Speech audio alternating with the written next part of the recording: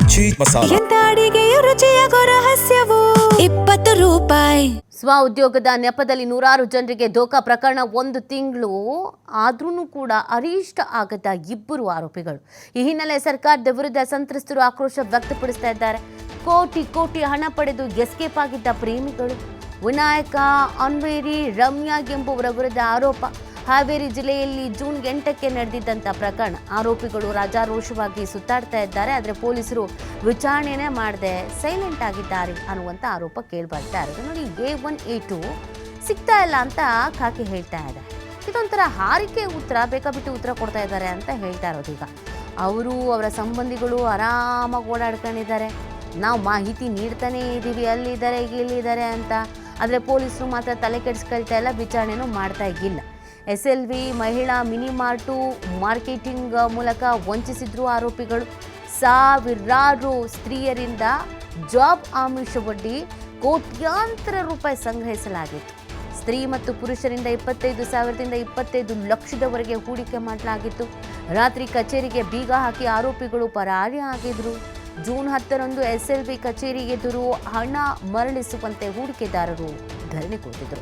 ಬಳಿಕ ಹಾವೇರಿ ಶಹರ ಪೊಲೀಸ್ ಠಾಣೆಯಲ್ಲಿ ಪ್ರಕರಣ ದಾಖಲಾಗಿತ್ತು. ಆವತ್ತೆ 1 ತಿಂಗಳು ಕಳೆದ್ರೂ ಕೂಡ ಯಾವುದೇ ಬೆಳವಣಿಗೆ ಈ ಪ್ರಕರಣಕ್ಕೆ ಸಂಬಂಧಪಟ್ಟಂತೆ ಆಗೇ ಇಲ್ಲ. ಗ್ರಾಮೀಣ ಸ್ತ್ರೀಯರು, ಯುವಕರು, ನಿವೃತ್ತ ನೌಕರರು, ವಂಚನೆಗೊಳಗಾದ ಸಂತ್ರಸ್ತರು ಆರೋಪಿಗಳನ್ನು ಬಂಧಿಸಿ ಹಣ ಕೊಡಿಸ್ತಾ ಇದ್ರೆ ಆತ್ಮಹತ್ಯೆಗೆ ನಮಗೆ ದಾರಿ ಅಂತ ಸಂತ್ರಸ್ತರು ಹೇಳ್ಕೊಂಡು ಬೇಸರವನ್ನು ವ್ಯಕ್ತಪಡಿಸ್ತಾ ಇದ್ದಾರೆ.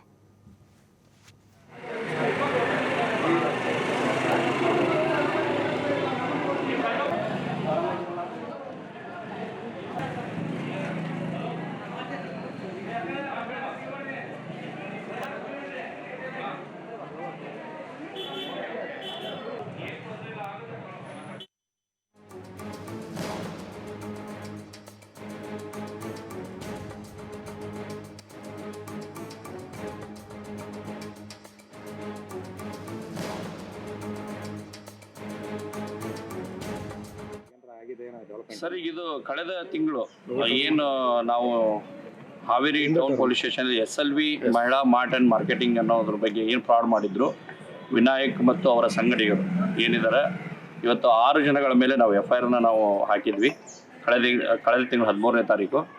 ಈಗ ಹದತ್ರ 1 ತಿಂಗಳ ಮೇಲೆ ಆದರೂ ಕೂಡ ಇವತ್ತು ಆರೋಪಿಗಳನ್ನ ಬಂಧಿಸುವಲ್ಲಿ ಯಾವುದೇ ಥರದ ನಮಗೆ ಕಾರ್ಯಾಚರಣೆಗಳು ಕಾಣ್ತಾ ಇಲ್ಲ.